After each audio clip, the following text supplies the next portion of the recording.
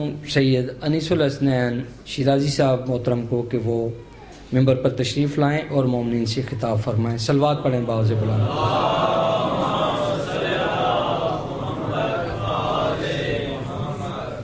اس لامکاں کی ذات کا گھر بن گیا حسین، اس لامکاں کی ذات کا گھر بن گیا حسین، بیکر میں تھا رسول مگر بن گیا حسین۔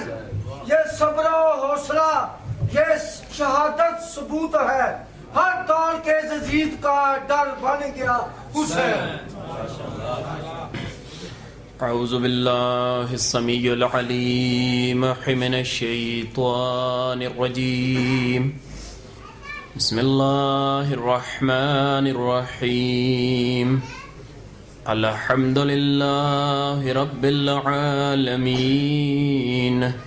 والعاقبۃ للمتقین، والصلاة والسلام على سید الاشرف الانبیاء والمرسلین وعلى آلہ الطیبین الطاہرین المعصومین المنتجبین المنتخبین،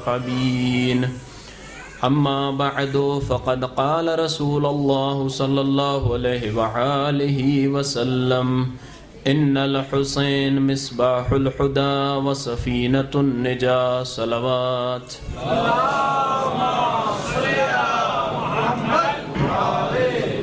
Respected مومنین و مومنات، السلام علیکم ورحمۃ اللہ وبرکاتہ۔ مومنین و مومنات، جیسا کہ ایام عزا ہمارے درمیان سے جا رہے ہیں اور پتہ نہیں ہم کما حقہ جیسے ہم کو عبادت کرنی چاہیے تھی ہم کر بھی رہے ہیں یا نہیں۔ ہر روز انسان کو اپنے نفس کا محاسبہ کرنا چاہیے، انسان کو دیکھنا چاہیے کہ آیا میں ایک جو مسلمان ہوں، میں علی والا کہلواتا ہوں، میں حسین والا کہلواتا ہوں، تو ان مظلومیت کے دنوں میں جیسے حق ہے میں ایسے عزاداری کر رہا ہوں، یا جس طرح حق ہے عبادت کرنے کا اس طرح میں عبادت کر رہا ہوں۔ کہیں یہ نہ ہو کہ ہم عبادت کرتے رہیں لیکن سامنے جواب کچھ اور آ جائے، جیسے کچھ لوگ مولا علی علیہ السلام کے دروازے پر اکٹھے ہو کر گئے، جا کے دروازہ کھٹکھٹایا، دق الباب علی کا دروازہ کھٹکھٹایا، مولا امیر کائنات اندر سے کہتے ہیں من انتم، کون ہو تم؟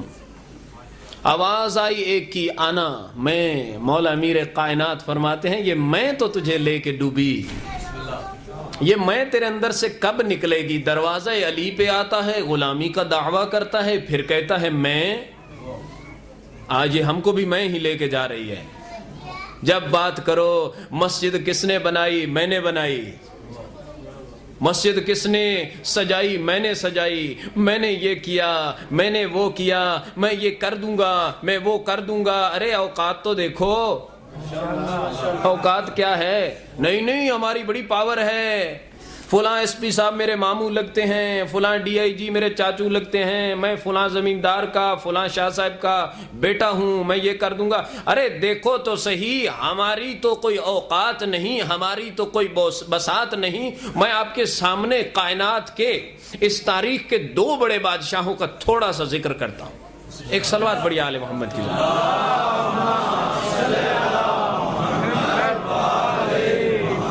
ایک کا نام تھا ڈویژن اور دوسرے کا نام تھا سلطان سکندر۔ جب یونان، جسے گریس آج ہم لوگ کہتے ہیں، جب اسے فتح کیا گیا تو ڈویژن ایک بہت بڑا سائنسدان تھا، یہاں کا رہتا تھا، یہاں کا رہواسی تھا، آ کے اس کو فتح کر لیا۔ سلطان سکندر نے فتح کیا تو یہ بھائی سو رہا تھا ایک جگہ میں، مکھیاں بہت تھی وہاں، تنگ کر رہی تھی اسے۔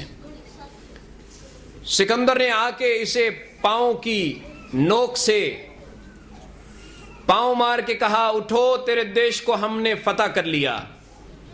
یہ اٹھا ہے بڑی اطمینان سے، مسلمان بھی نہیں ہے، قابل ایمان بھی نہیں ہے، علی والا بھی نہیں ہے، حسین والا بھی نہیں ہے، لیکن حسین کے نظریات سے فائدہ ضرور اٹھا رہا ہے. کہتا ہے کوئی نئی بات نہیں ہے، ظالم بادشاہوں کا کام ہے دیشوں کو فتح کرنا، ان کے لوگوں کو قیدی بنانا، ان کی عزتیں لوٹنا. تم بھی کر رہے ہو، اپنا کام کرو، مجھے اس سے کوئی پڑی نہیں. وہ کہتا ہے تجھے ڈر نہیں ہے. کہا مجھے کس بات کا ڈر، تو نے دیش کو فتح کیا، مجھے قیدی بنا کے لے جا. اسے بہت بات پسند آئی. کہتا ہے تو بندہ بڑے کام کا ہے، ایک کام کر دے. بولو کیا کام کرو؟ کوئی چیز مجھ سے مانگ، میں تجھے کچھ دینا چاہتا ہوں. اس نے کہا مجھے بھی ایک چیز کی بہت ضرورت ہے، اگر عطا کر سکتے ہو، اگر دے سکتے ہو تو وہ دو. کہا کیا؟ کہا بات سنو، تم بہت بڑے سلطان ہو، تم بہت بڑے بادشاہ ہو، تمہارے پاس بہت بڑی کنگڈم ہے، تمہارے پاس بہت بڑی سلطنت ہے، تم بہت بڑے مہاراجا ہو. ایک کام کرو، مجھے نیند بہت آئی ہے، مکھیاں تنگ کر رہی ہیں، ان کو اڑا دو. وہ کہتا ہے مکھیوں کو میں کیسے اڑا سکتا ہوں، یہ تو میری بات نہیں مانتی. اس وقت یہ سائنسدان کہتا ہے دیکھ سلطان، اگر ایک مکھی تیرا حکم نہیں مانتی تو اتنے دیشوں کو فتح کر کے کیا کرے گا. ہمارا بھی یہی حال ہے نا، ایک مکھی تو ہم اپنے اوپر سے اڑا نہیں سکتے. باتیں جب سنو تو بڑی بڑی سینہ تان کر تکبرانہ حاسدانہ باتیں. جہاں سینہ ٹھوک کے بات کرنے کا محل آتا ہے وہاں خاموش ہو جاتے ہیں. جہاں چپ رہنے کا اور صبر کرنے کا مقام آتا ہے وہاں پہ باتیں کرتے ہیں. جیسے ہماری مائیں بہنیں، اگر ان کو کہا جائے پردہ پہنو تو کچھ کہیں گی نہیں پہنتی، جو کرنا ہے کر لو. کس کو کہہ رہی ہے؟ اپنے سر کے تاج کو کہہ رہی ہے جس کی نافرمانی گناہ ہے. بلکہ حدیث رسول میں ہے اگر کوئی عورت اپنے شوہر کو اتنا صرف کہتی ہے اے فلاں میں نے تیرے گھر میں آج تک کچھ دیکھا ہی نہیں، خدا کی قسم حدیث میں ہے یہ عورت جہنم میں جائے گی اگر معافی نہیں مانگتی. تو جو سامنے ہو کے کہے یہاں برٹش ماحول ہے، فرینچ ہے، اٹالین ہے، تھوڑی کھڑ بڑ کتے ہوئی تے چاہ کے تن جیل سٹ سانگے دیس دا گیبن سی. حقیقت اچھتا انج ہونا چاہی دا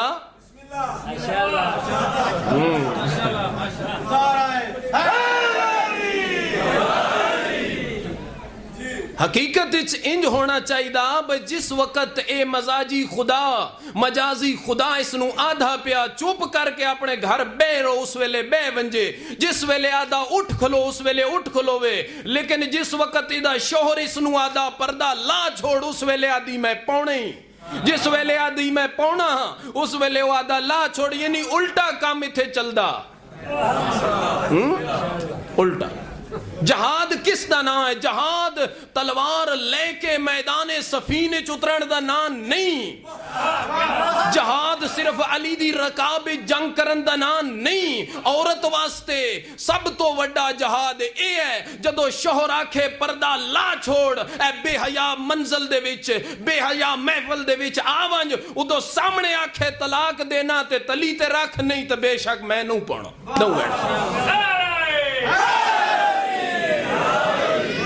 یعنی یہ جہاد ہے، یہ جہاد اکبر ہے عورت کے لیے. شوہر کہتا ہے پردہ اتارو، کون نہیں اتارتی. یہاں فرمان اس کا ماننا کوئی واجب نہیں ہے. جہاں ماننا واجب ہے وہاں ماننا نہیں. وہ بیچارہ رات کو آ رہا ہے تھکا ٹوٹا ہوا، سارا دن کام کر کر کے، شام کو گھر میں آیا، کچھ پکایا ہے بی بی نہیں، طبیعت خراب تھی، سر پہ پہلے ہی دوپٹہ باندھ کے بیٹھی ہے. کیوں نہیں؟ بس طبیعت خراب، خود جاؤ روٹی لے آؤ کھا لیں گے.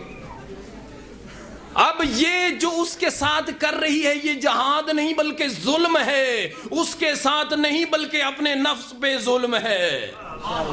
اور جب کوئی عورت کہہ رہی ہے کہ میں پردہ پہنوں گی، میں جناب زہرا کی کنیز بنوں گی، میں مجلس میں جاؤں گی، شوہر سے روک رہا ہے، تو یہاں پہ وہ اگر شوہر کے حکم کو رد کر کے جناب زہرا کے بیٹے کو پرسہ دے رہی ہے، جناب زہرا کو سرخرو کر رہی ہے، پردہ پہن رہی ہے، نماز پڑھ رہی ہے، مسجد جا رہی ہے، تو اس وقت